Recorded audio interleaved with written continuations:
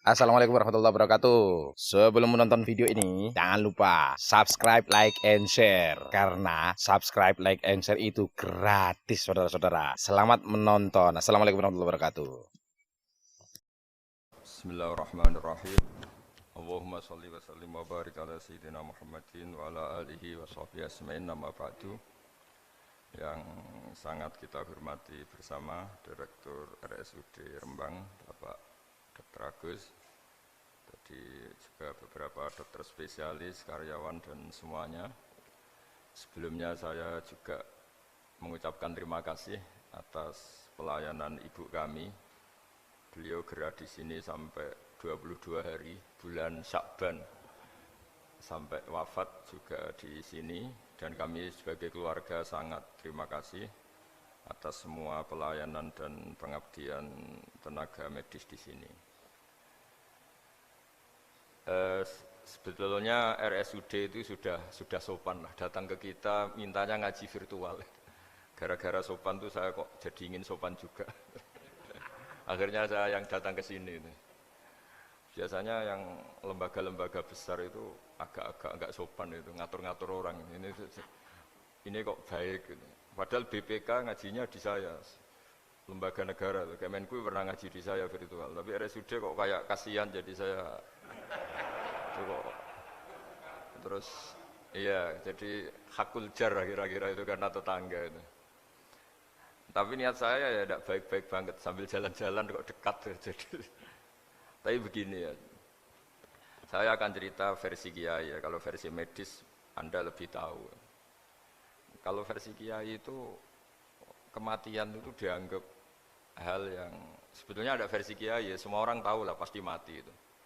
Cuma inginnya mati itu kan macam-macam, inginnya ya setelah kaya, terus setelah mapan, terus menangi anaknya mapan, cucunya mapan gitu. Terus itu pun sebetulnya ada siap mati juga, tapi ya tetap mati gitu. Jadi saya punya cerita, saya akan cerita yang lucu-lucu ya supaya enggak tegang ya menghadapi kematian. Dulu itu kroni itu ya sudah ada, jadi Nabi itu ya punya kroni, tidak hanya pejabat, Nabi itu punya kroni. Nabi Sulaiman itu bisa terbang gitu. Ya mulai dulu manfaatkan angin, jadi angin itu mulai dulu memang luar biasa. Dimanfaatkan orang sekarang mulai tenaga angin, pakai rem angin, mulai dulu angin itu luar biasa. Nah itu teman dekatnya Nabi Sulaiman tuh ya agak sopan tuh bilang gini, itu Pak Nabi itu kalau nanti ada malaikat Israel, saya pinjam anginnya supaya tidak bisa ngejar saya katanya. Jadi mulai dulu tidak hanya pejabat, Nabi pun ya punya teman yang agak-agak gimana itu. Suatu saat malaikat Israel disuruh nyabut orang, misalnya namanya siapa lah. Nanti saya sebut ada yang tepaan sama nanti tersinggung, ya semuanya siapa gitu. Yang jelas namanya ada Agus tidak Bambang karena bahasa Arab itu. Itu orang ini cabut di India. Nabi Sulaiman kira-kira ya di Palestina kira-kira itu. Si orang ini ternyata di dekat Nabi Sulaiman. Nah karena Nabi itu kan orang hebat lah, sehingga malaikat ya kadang silaturahim ke para nabi. Israel sendiri ya kadang-kadang silaturahim ke para nabi. Silaturahim yang paling enggak disukai ya silaturahimnya malaikat Israel. Datang ke Nabi Sulaiman, sebenarnya niatnya silaturahim. Ternyata ketemu orang itu, kaget malaikatnya. Waduh ini gimana ini? Kok saya disuruh nyabut di India, kok orangnya di Palestina? Nabi Sulaiman kira-kira di kawasan Palestina, di wilayah yang katanya Israel itu. Karena Palestina kita tahu kan, menurut pemerintahan Israel itu wilayah Israel, menurut Palestina pemerintahan apa? Palestina. Tapi Indonesia alhamdulillah sampai sekarang itu enggak mau atau tidak punya hubungan diplomatik dengan apa? Israel. Sehingga kita harus mengistilahkan Palestina untuk warga Indonesia. Kaget malaikat ini katanya disuruh nyabut di India kok ada di sini. Nah si kroni ini, si orang yang itu melihat malaikat Israel, entah kenapa kok dia bisa melihat itu, mungkin punya kekuatan tertentu karena dekat Nabi. Kaget dia, malaikat melihat dia karena janggal ya, disuruh nyabut di India, kok orangnya di Palestina. Si orang ini melihat malaikat juga takut. Malaikat itu punya hawa yang luar biasa. Akhirnya bilang ke Nabi Sulaiman, ya Nabi Allah tolong pinjemin saya angin untuk saat ini juga saya bisa terbang ke India. Dipinjemin sama Nabi Sulaiman. Akhirnya orang itu sampai ke India. Dikira angin itu sudah segala-galanya sampai India. Terus malaikat senyum, seneng dia. Wah ini sesuai protokol karena andai kan orang itu tetap di situ, malah malaikat gak berani ngambil karena prosedurnya harus ngambil di India. Jadi andai kan dia tetap diam di situ, sebenarnya malah gak masalah karena gak sesuai apa panduannya harus karena dia terbang di India, malaikat itu nyusul ya terus diambil karena sesuai apa? Saya sesuai perintah harus memang diambil di India. Nah, kemudian saya kan memang dipesenin untuk memperkuat apa ya nakes teman-teman semuanya lah pasien. Tapi saya cerita dimulai dari yang seperti ini saya sengaja karena memang ya hidup itu seperti inilah. Pasti kita semua akan mengalami kematian. Cuma inginnya kita ya hidup itu ya sehat ya, terus kalau mati ya tidak punya utang karena berat nanti utang. Saya tidak tahu fikihnya itu kalau utang pribadi itu hisabnya berat, kalau utangnya lembaga itu gimana ya, dihitung salahnya direkturnya apa dihitung salah karyawan yang minta naik apa gaji. Saya tidak tahu kayak utangnya Indonesia itu yang disalahkan itu menterinya apa presidennya apa yang selalu mengajukan gaji 13. Tidak tahu itu, karena di kitab tidak dibicarakan tuh, yang dibicarakan utang-utang apa? Pribadi ya. Kalau yang utang-utang lembaga negara itu nanti tak tanyakan malaikat auditornya ini gimana cara apa? Itu yang disalahkan menterinya, apa presidennya, apa direkturnya, apa pengajuan proposal itu. Nah singkat cerita itu kalau ngadepin kematian atau sebenarnya yang ngadepi kehidupan juga kita ini inna sholati wa nusuki wa mahyaya wa mamati lillahi rabbil alamin. Saya bicara ilmunya kiai. Misalnya si A itu sebenarnya sudah ditulis dia mati karena kecelakaan. Yang satu ditulis mati karena sepuh, karena tua itu. Yang satu mati karena tersedak, yang satu mati karena ngelindur. Mungkin yang satu mati karena tenggelam. Sehingga sebetulnya andaikan kita melihat Loh Mahfud, kita ini ya naif. Saya berkali-kali ngaji bilang, kadang kita ini takutnya sampai angking takutnya dari motor ngelamun, gara-gara ngelamun gitu. Andaikan malaikat itu kok suka bully, tawain gitu. Kamu catatannya kecelakaan kok yang kamu takuti apa? Covid. Tentang sejarah misalnya kita pernah hidup tanamkan kebencian sesama itu terus ke bawah.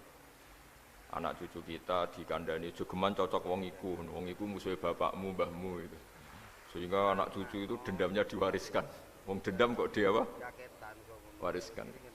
Termasuk utang itu. Ketika kita jabat ingin rumah sakit ini mewah, pikiran yang kok sedadi, aku seleren semikir direktur berikutnya itu tidak tahu itu nanti hisabnya ke siapa.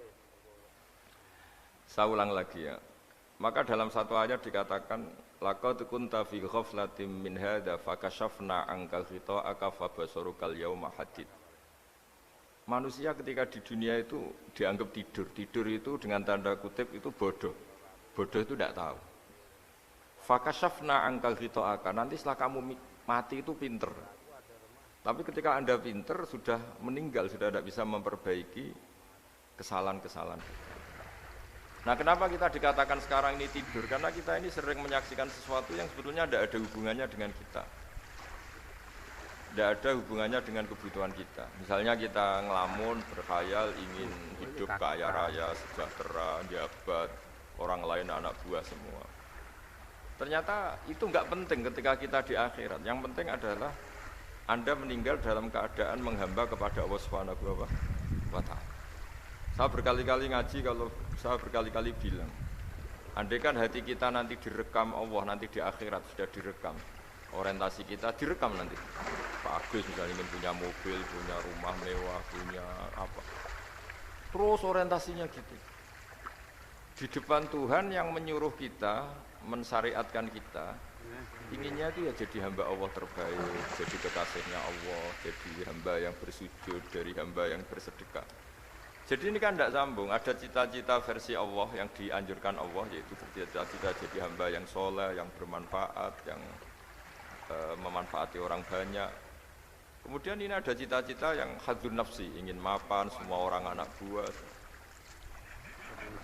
Hal-hal seperti ini itu harus kita jaga, jangan sampai terjadi. Makanya di semua kitab, pertama mendahulukan bab niat-niat itu ya famangkana hijratuhu ilallah wa rasulih fa hijratuhu ilallah wa rasulih.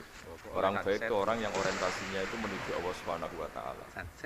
Lalu yang kurang baik adalah orang yang orientasinya itu ya harta, perempuan, pokoknya inginnya itu hal-hal yang kepentingan dirinya sendiri. Nah, lalu kenapa kita kadang tidak tahu? Ya tidak tahu itu karena tadi kita kalau tidak wiridan itu tidak punya efek samping. Jadi kalau kamu nggak punya uang kan terus lemes. Karena ngerti itu terus uang itu penting, wiridan tidak penting. Nah dari kesimpulan itu sebenarnya kita menjadi bodoh. Karena menjadi bodoh ketika Anda meninggal ternyata uang ini nggak penting, wiridan ini penting. Tapi tahu kita terlambat setelah kita meninggal. Nah di sini saya ingin mengingatkan apapun kondisi kita yang jelas itu ingat selalu kepada Allah Subhanahu wa taala. Caranya ingat gimana? Kata Nabi, kamu bayangkan musibah yang lebih ekstrim, kamu akan tahu yang kamu alami itu ahwan wa aisar, yang kamu alami itu ringan sekali. Ringan seringan-ringannya.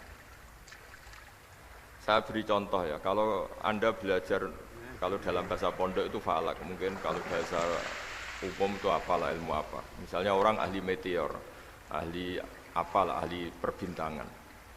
Ketakutannya pasti benda langit ini jatuh kemudian menimpa bumi.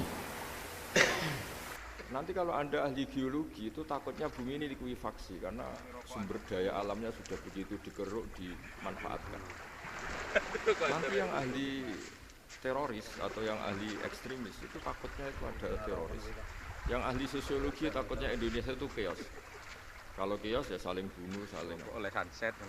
Jadi semuanya ini ketakutan ini semuanya mengarah terhadap kematian. Kecelakaan lalu lintas ya menjadikan orang mati, likuifaksi kayak kemarin di Sulawesi ya iya, gunung meletus, gempa, tsunami. Nah, ketakutan yang menjadikan kematian sebenarnya banyak. Kalau baru tsunami aja ya orang takutnya ke tsunami. Nanti kalau ada kematian gempa ya takutnya gempa. Kalau temanya Covid ya takutnya Covid. Terus kalau ada tetangga mati karena ngelindur ya baru gue ger nak turu hati-hati kok nak mati ngelindur. Jadi, nah masalahnya kan kita tidak tahu, nggak tahunya itu. Ya tadi takutnya Covid ternyata catatannya itu mati kecelakaan. Takutnya kecelakaan ternyata matinya itu ngelindur. Kan kita tidak pernah tahu. Dari tidak pernah tahu itu kemudian agama datang dengan anjuran sudahlah kamu tawakal bahwa semua urusan kamu di tangan Allah Subhanahu wa taala. Inna sholati wa nusuki wa mahyaya wa mamati lillahi rabbil alamin la syarikalah. Yes, ibadah kita, sholat kita, hidup kita, mati kita semua di tangan Allah Subhanahu wa taala. Sehingga dengan berpikir begini ini melihat Covid itu ya kayak melihat potensi kematian yang lain kayak karena gempa, likuifaksi, kecelakaan, karena ngelindur, karena macam-macam.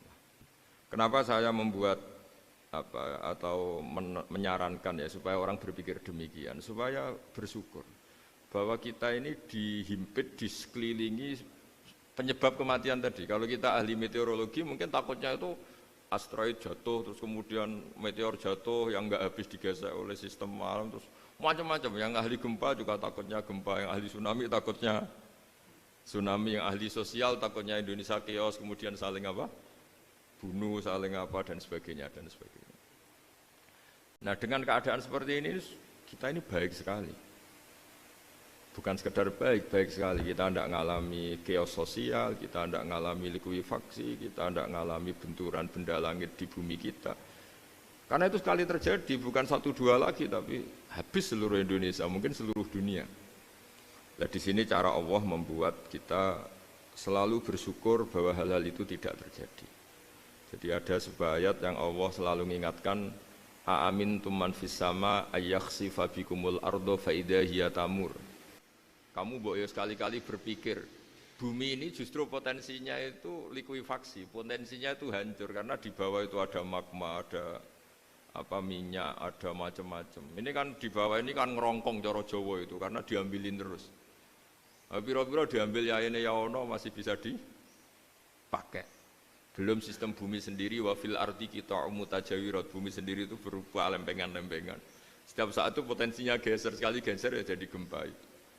Terus belum benda langit yang potensinya juga jatuh, sekali jatuh ya habis kita. Jadi yang kita ini dikepung sekian potensi yang bisa menghancurkan kita. Tapi nyatanya, mulai Nabi Adam sampai sekarang itu ada kehidupan, ada khayal. Sing Joko yang kepengen payu rabi, mungkin sing wis payu rabi ya mbah kepengen mbah raro. Macam-macam lah. Tapi yang jelas itu wong dikepung kematian kok ya khayalnya masih tinggi gitu. Lah enggak pernah ngayal ya orang yang utang ditagih itu, gak kober ngayal. Soalnya wedine tanggal kredit itu. Tapi ini saya cerita supaya orang Indonesia itu ngerti lah bahwa yang ngepung kita itu tidak hanya Covid. Banyak. Makanya orang Arab itu kalau ngendikan itu wa man lam yamut bisayfi mata bi khairihi ta'addadatil asbab wal maut wahidu. Karena orang Arab itu kan dulu Arab sebelum Islam itu kan satu kabilah nyerang kabilah yang lain. Wah itu kan harus butuh orang-orang tangguh karena dulu sistem rezekinya ya kayak sistem Indonesia dulu lah. Kerajaan ini nyerang ini supaya satu kerajaan punya eksistensi harus mengalahkan kerajaan yang lain. Bahkan cerita-cerita itu sama lah di Indonesia di mana-mana. Nah itu pemuda-pemuda yang gagah berani itu karena punya pegangan tadi. Wa man lam yamut bisayfi toh mata biwirihi. Kalau kamu tidak mati di medan perang ya tetap aja mati juga. Sehingga mereka kendel itu kata cerita orang dulu. Ta'addadatil asbab wal maut wahidu. Sebab kematian bisa macam-macam, tapi kesimpulannya tetap saja namanya mati. Lalu Islam itu mengajarkan aksiru min dzikri hadhimil ladzat. Kamu harus banyak ingat mati. Tapi uniknya Islam itu menyuruh ingat mati itu disuruh justru semangat hidup. Karena kita butuh bekal itu. Jadi kalau kamu ingat mati itu jangan terus loyo, terus nunggu takdir mati itu enggak, malah disuruh semangat.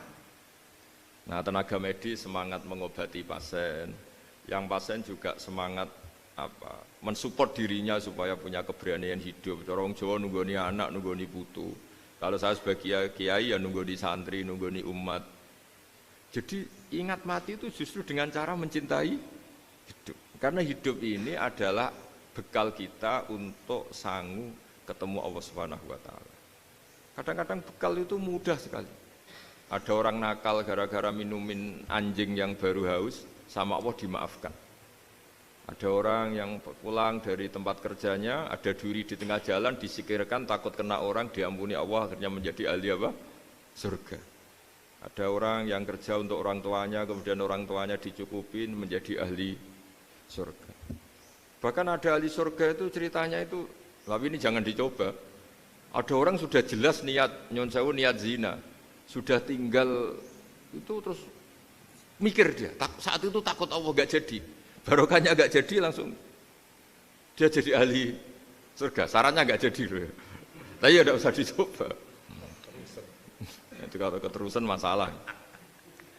Jadi Islam itu menganjurkan ingat mati tapi justru dengan cara mencintai kehidupan. Karena yang jadi referensi Allah nanti di akhirat adalah perilaku kita, amal kita zaman apa?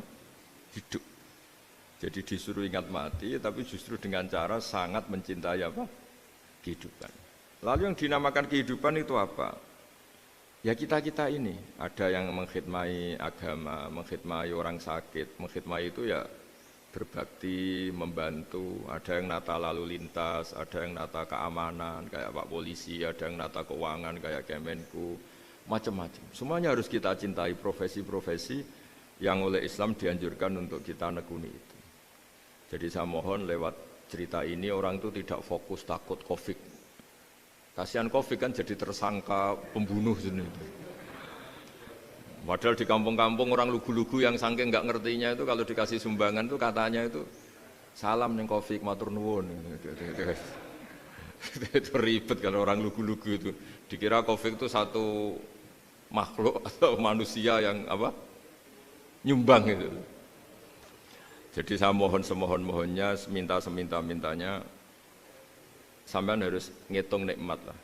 Dengan sistem meteor seperti itu di langit tidak jatuh ke kita, sistem bumi yang sudah ngerongkong gini tidak likuifaksi. Terus di dunia ini banyak kimia, banyak racun. Itu kalau misalnya meledak kemudian dibawa angin, mungkin matinya lebih massal.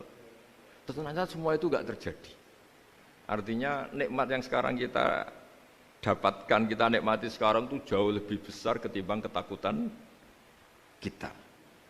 Ini Islam selalu menganjurkan fazkuru ala Allah la'allakum tuflihun. Selalu ingat sisi-sisi nikmatnya Allah. Kamu jangan hanya sisi wah kita dikepung Covid, kita punya istri judes, punya anak enggak nurut, punya atasan sadis, punya anak buah enggak loyal. Kalau gitu terus ya kamu enggak berani hidup. Yang diingat masalah terus. Itu salah, hidup seperti itu salah menurut Islam. Yang Islam menganjurkan fazkuru ala Allah, kamu ingat sisi-sisi nikmatnya Allah, bukan sisi-sisi kita hidup itu diuji. Saya punya sekian cerita ulama-ulama yang unik, yang punya nasihat itu. Jadi ada orang kaya raya, dulu temannya banyak, anak buahnya banyak.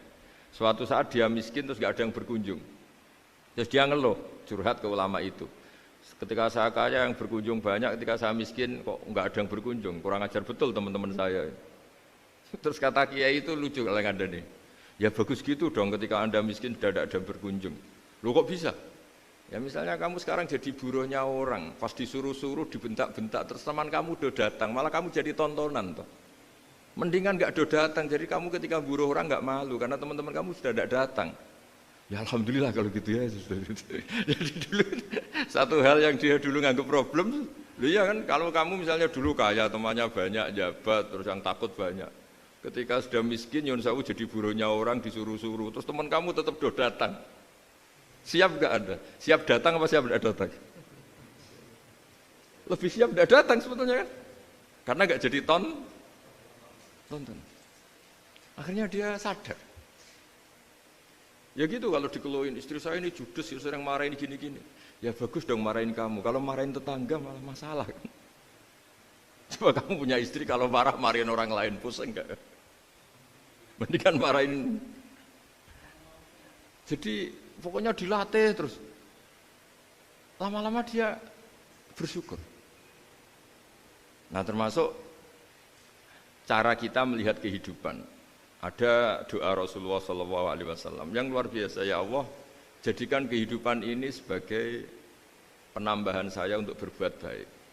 Wal mauta rohatan li min kulli syarrin, kalau saya engkau takdir mati ya anggap mawon ini mati itu berakhirnya semua potensi keburukan saya. Orang itu kan potensinya dua, buruk betul atau potensi buruk. Mungkin sekarang kita tidak korupsi, tapi saja suatu saat kita korupsi. Mungkin sekarang kita tidak salah, suatu saat potensi salah. Dan mati itu mengakhiri itu semua. Makanya saya berkali-kali cerita kalau ngaji, kalau orang-orang alim NU itu kalau ada bajingan mati tetap dia seksa ini baik dia. Itu tetangganya enggak mau semua. Wong bajingan kok darani baik. Tapi kiainya ngotot, harus disaksikan kalau ini baik.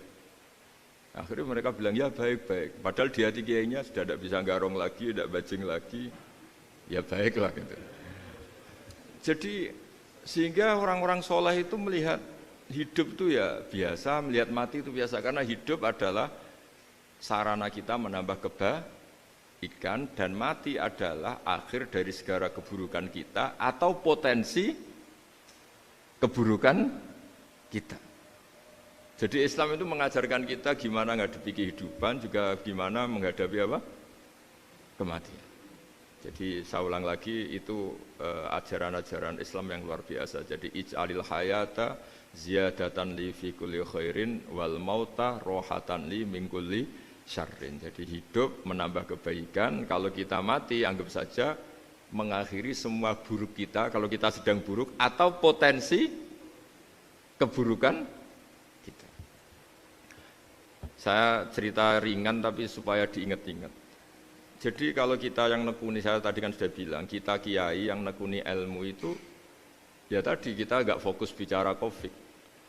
Inna Allaha yumsikus samawati wal arda an tazula wa la in zalata in amsakahuma min ahadim min ba'dih.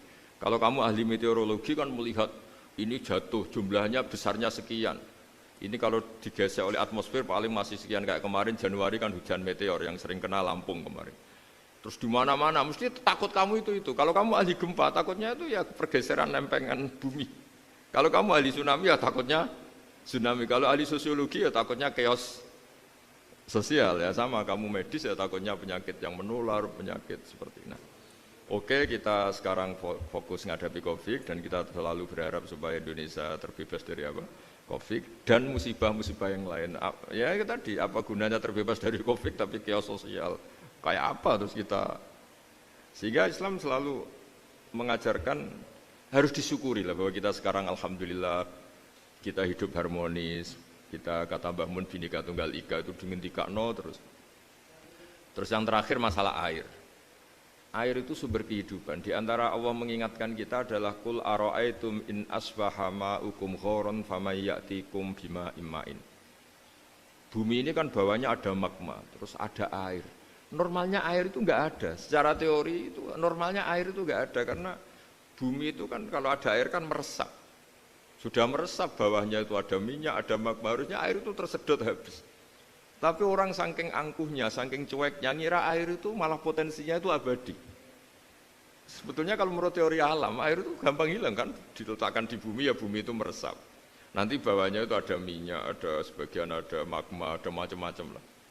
Jadi potensi air itu harusnya nggak ada malah kalau melihat sistem itu. Tapi karena Allah saking rahmannya, air ini dijaga sedemikian rupa tetap ada. Kalau melihat sistemnya kan normalnya malah enggak ada. Makanya Allah selalu mengingatkan, in asbaha ma'ukum ghoron. Suatu saat air yang kamu pakai, yang jadi sumber kehidupan itu bisa saja tahu-tahu hilang. Mungkin tersedot oleh panas bumi atau corong Jawa niku nyeresep entek atau gimana lah cara Allah menghilangkan. Famay ya'tikum bima imma'in. Lalu siapa yang bisa mendatangkan air itu lagi?